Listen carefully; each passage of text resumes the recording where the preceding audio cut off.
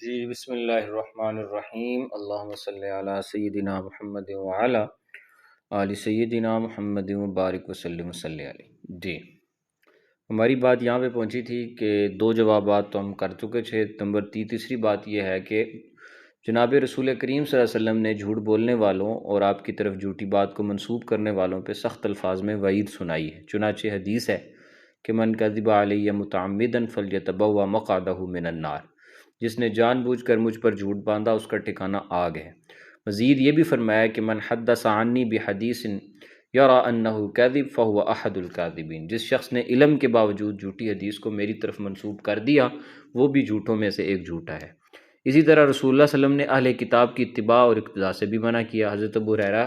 سے روایت ہے، آپ علیہ السلام نے فرمایا کہ لتتبعن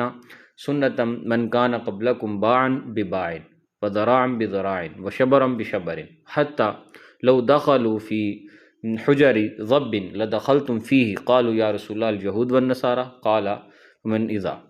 تم اپنے سے پہلے لوگوں کی نقش قدم کی ہو بہو پیروی کرو گے، حتیٰ کہ اگر وہ بجو کے بل میں گھسے ہوں گے تو تم بھی اس میں گھسو گے۔ لوگوں نے کہا یا رسول اللہ آپ کی مراد یہود و نصارہ ہیں، آپ نے فرمایا تو اور میری مراد کس سے ہے؟ لہٰذا یہی وجہ ہے کہ مسلمان ہمیشہ ایسے اعمال سے بچتے رہے ہیں جو یہود و نصارہ سے مشابہت پیدا کرتی ہیں۔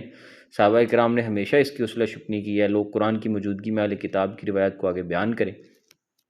حضرت عمر فاروق کو علم ہوا کہ ایک شخص جو ہے وہ کتاب دانیال دوسروں کو نقل کرواتا ہے، تو آپ نے اس کو بلایا، اس کی پٹائی بھی لگائی اور حکم دیا کہ جو کچھ اس میں لکھا ہے اس کو مٹا دے، اور وعدہ کرے کہ آئندہ نہ تو وہ اس کتاب کو پڑھے گا اور نہ ہی کسی کو پڑھائے گا۔ پھر حضرت عمر نے یہود و نصارہ کی کتاب کے نقل کرنے کی ممانعت کے سبب کے طور پر خود اپنا واقعہ سنایا کہ ایک موقع پر جب انہوں نے یہ عمل کیا تھا تو اللہ کے رسول نے اس پر شدید غصے اور ناپسندیدگی کا اظہار کیا تھا۔ اس لیے مستشرقین کی جو یہ بات ہے کہ یہ بائبل اور اسرائیلی روایات جو ہے اپنی حدیث میں نقل کر کے اور ہماری ہی باتیں ہمیں سناتے ہیں، تو لہٰذا اس بات میں کوئی صداقت نہیں ہے، ان کا اعتراض جو ہے یہ حقیقت پر مبنی نہیں ہے۔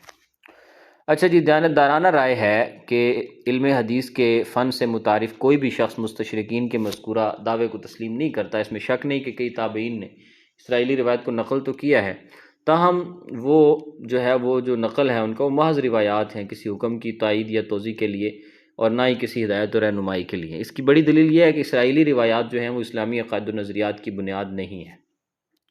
اللہ تعالیٰ نے قرآن مجید میں اہل کتاب کے اس طرز عمل کا خاص طور پہ ذکر کیا ہے کہ ان لوگوں نے اللہ کی ذکر کردہ کتابوں کو بازیچہ اطفال بنا رکھا تھا اور ان کتابوں میں اپنی خواہش نفس سے کم بیشی کرتے تھے۔ قرآن مجید نے اسی پس منظر میں مسلمانوں کو تنبیہ کی ہے کہ وہ اس فعل شنی سے جو ہے وہ باز رہیں اور اس کے قریب نہ جائیں، اور پیر کرم شاہ صاحب نے احادیث طیبہ کو کذب و افطرا سے محفوظ رکھنے کا اہتمام کے لحاظ اس عنفان پر بھی بحث کر رکھی ہے۔ اچھا، چنانچہ پیر صاحب جو ہیں وہ مستشرقین کے اس اعتراض پر کہ روایات 2-2.5 صدیوں کے کہیں بعد جا کر مدون ہوئی ہیں، تو لہٰذا آپ تنقید کرتے ہوئے اپنے استدلال کی بنیاد پر ایک بار پھر قرآنی آیات پر رکھی ہے کہ یہ کیسے ممکن ہے کہ قرآن تو مسلمانوں کو حکم دے رہا ہو کہ ان میں سے ہر قبیلے اور خاندان میں سے ایسا گروہ جو قرآن کا فہم حاصل کرے۔ ان کا استدلال ہے کہ اس آیت کا تقاضا یہ ہے کہ حدیث و سنت کو نہ صرف سمجھا جائے بلکہ دوسروں کو سکھایا بھی جائے۔ لہٰذا پیر صاحب نے فرمایا کہ خطبہ حجۃ الوداع اور اس کے پس منظر میں متعدد احادیث اور واقعات سے استدلال کیا گیا ہے کہ حضور صلی اللہ علیہ وسلم نے صحابہ کو متعدد مواقع پر تاکید فرمائی کہ وہ مجھ سے سنی ہوئی باتوں کو یاد بھی رکھیں اور اس کو دوسروں تک بھی پہنچائیں۔ یہی وجہ ہے کہ صحابہ نے حدیث کی حفاظت، ترویج و اشاعت میں اپنی زندگیاں وقف کیں، اور مستشرقین کے اس نقطہ نظر سے اختلاف ہے کہ حفاظت حدیث کا صرف ایک ہی قابل اعتماد ذریعہ ہے اور وہ ہے تدوین حدیث۔ اچھا جی،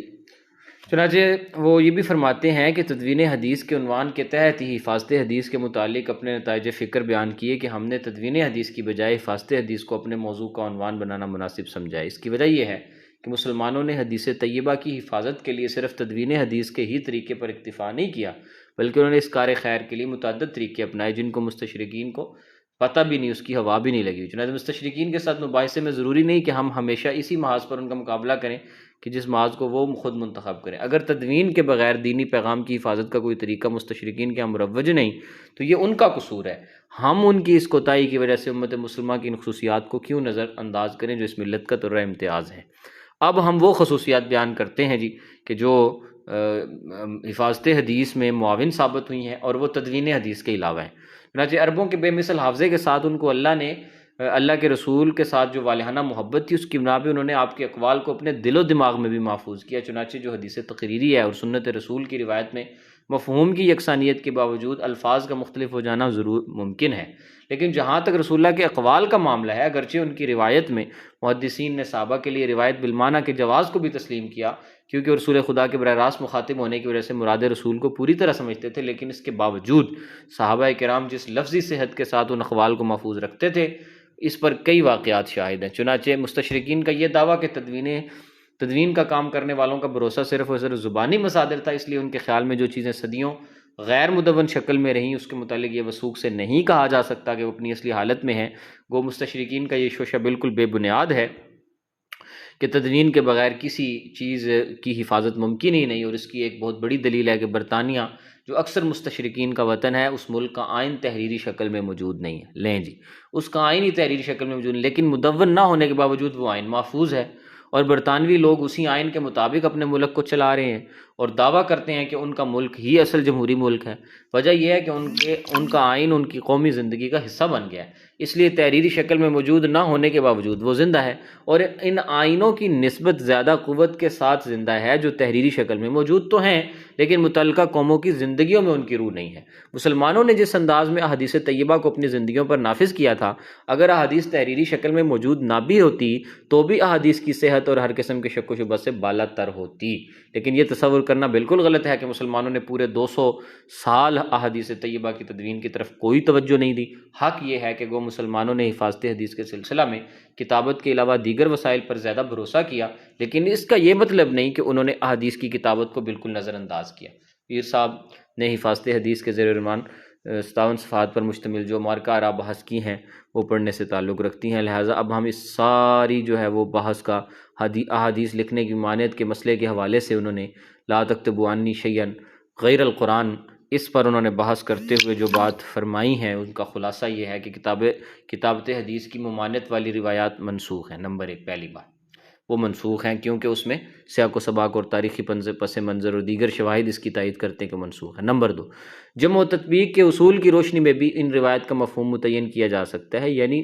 نہیں نزول قرآن کے وقت التباس کی وجہ سے نہیں ہے، وگرنہ نہیں ہے۔ اچھا، ان روایت کی ایک تو جی یہ بھی ہو سکتی ہے کہ آپ نے ایک ہی صفحہ پر قرآن پاک کے ساتھ حدیث لکھنے سے روکا ہو، یا ممانعت کا حکم ان لوگوں کے لیے تھا جو حدیث کے حفظ کرنے میں اور باہم مذاکرہ کرنے میں کاہلی کا شکار تھے، ان کے لیے تھا، اور صرف کتابت حدیث پر تکیے کیے ہوئے تھے۔ اچھا جی، جہاں تک مستشرقین کے اعتراض کا تعلق ہے کہ دور اول